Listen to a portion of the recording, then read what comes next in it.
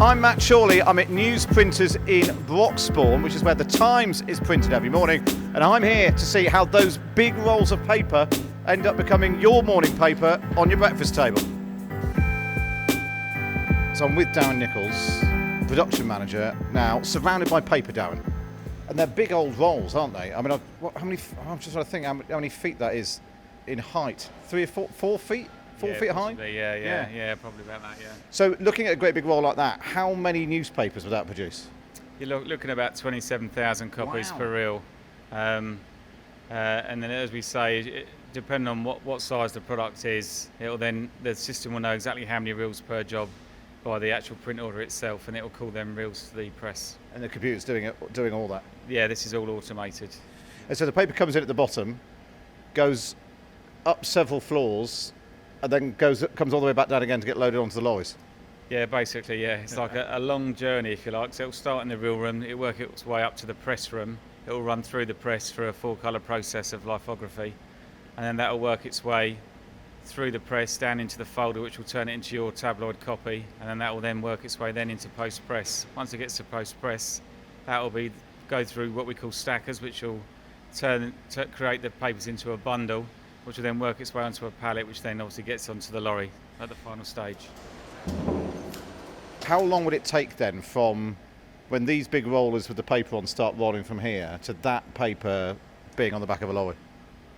You're probably looking, from the press itself, you're probably looking about 15 minutes, so from the reel stand, possibly 20 minutes, but once you've actually printed copy and it's left the folder, you're probably looking at roughly 15 minutes to get to the vanway.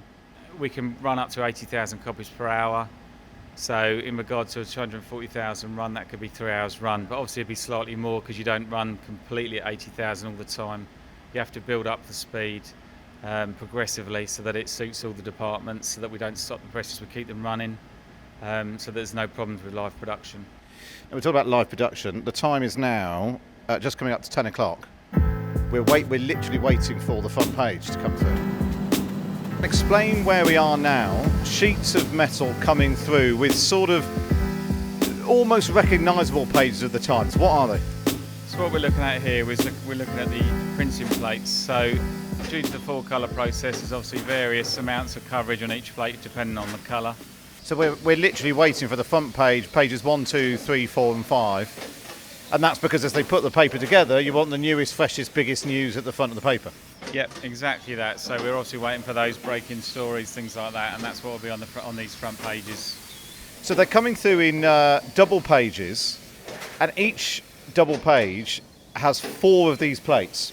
So it will be black, yellow, cyan and magenta, and with these 4 colours, that's what creates every coloured image that you see on any magazine generally. That's why sometimes you see that down the edge of a magazine or a newspaper, that sort of extra information, that's essentially printer's information.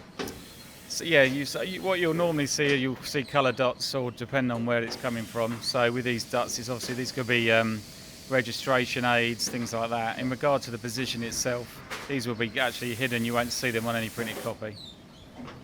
And here it comes. Here is the front page of tomorrow's Times. Russians blamed for fatal strike on Poland.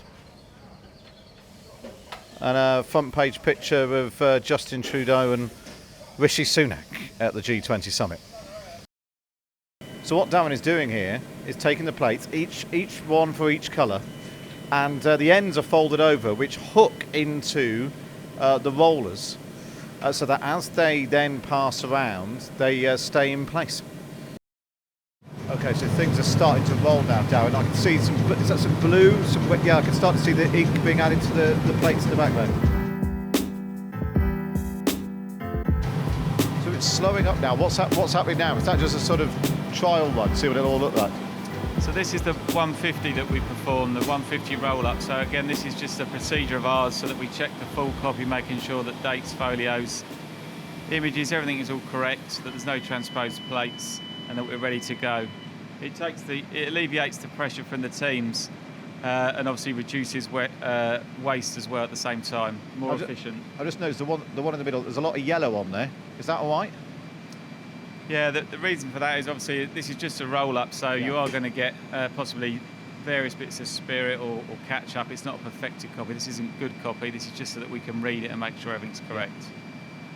So that's the paper all printed with the different coloured ink, but it is all still in one long big roll.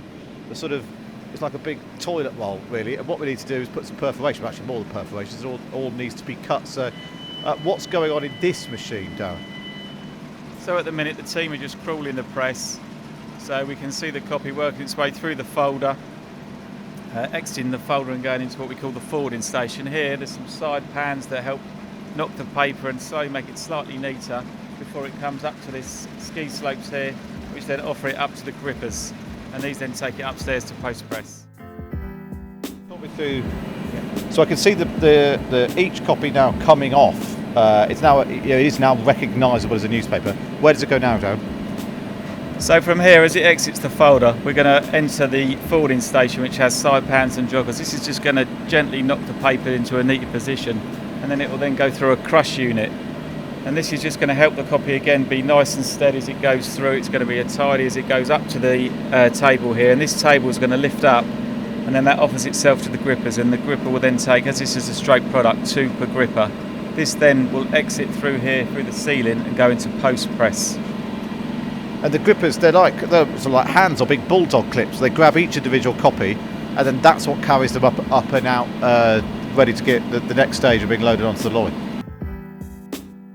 So this is it then. This is the last stage of the process. It's incredibly noisy in here now, as they're really cranking things up. Something like 60 to 80,000 papers an hour will be coming off here. They're still making little adjustments all the time, making sure that all those colours line up to make sure that every single paper coming off the presses is the perfect picture. So Darren, here we are at the last stage. We've got thousands of newspapers flying through the air above us, and then it's coming down into these, what do you call this machine? It's sort of bundling them up into neat piles. So these are what we call the stackers. So as it comes through the air, from down from the press hall, it's then dropping into these 3 stackers which we have per press. So as it's dropping into the stackers, it's turning the bundles into the correct turn. So as an example, if it's a bundle of 60, it could be 3 turns of 20. So every 20, the bundle is turned round. It then comes out, it will get an under wrap, and then it will get strapped, and then it's then sent downstairs. It will go through the merge and work its way down. And there's a machine which is putting those, like the plastic strapping around it to make sure they're all held into place. Then they all get stacked, they go downstairs, stacked on a pallet, wrapped in cling film, and then out on a lorry. And that's what, you said 15-20 minutes to when the ink first went on the paper? That's it, yeah, roughly about 15 minutes from the press down to the vanway. Watching all the papers coming off, being loaded onto the pallets, being loaded onto the lorries, I can't remember thinking that it was 20 years ago this year that I first got excited about getting my job on a local newspaper, and the Taunton Times, and now I'm here watching the Times being printed. Of course, fewer papers are printed now than there were 20 years ago, but every day more than 1 million newspapers leave this building to go right out across the country. And the amazing thing, newspapers have been around for such a long time. So it's an old-fashioned, traditional thing. It's been amazing seeing what an amazingly high-tech, modern process it is to make sure that your newspaper, your copy of the Times on your breakfast table every morning is exactly how it should be.